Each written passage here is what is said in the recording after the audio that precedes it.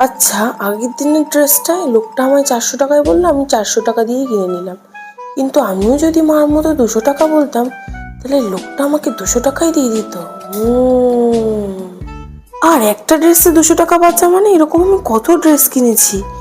সব কটা ড্রেসে 200 টাকা, 400 টাকা, 500 টাকা এরকম করে যদি আমি বাঁচাতাম, তাহলে তো আজকে আমি আম্বানিরও বাবা হতাম। কি করলাম আমি সারা জীবনে। না, এবার থেকে আমি ভালো করে বার্গেনিং করব, আর মাও খুব খুশি হবে। তাহলে আমার আর মাকে মিথ্যা কথা বলতে হবে না। আগে তো 400 টাকায় কিনে মাকে 200 টাকায় বলতে হতো, সেটা আর বলতে হবে না। এবার থেকে আমিও হাফ দাম বলবো, তারপরে দিলে দেবে, না দিলে বলবো যে ঠিক আছে আমার লাগবে না। তখনই আমি চলে যাবো, লোকটা পিছন দিয়ে ডাকবে, আমাকে দিয়ে দেবে। আচ্ছা, মাকে ডেকেছে বলে যে আমাকেও ডাকবে এমন তো কোনো কথা নেই। এমনি তো মাদের সবাই ভয় পায়, হয়তো ভয় পেয়েই ডেকেছে। কিন্তু আমাকে কি আর ডাকবে, নাকি আমি চলে আসলে আমাকে আর ড্রেসটা দেবেই না? যে করি।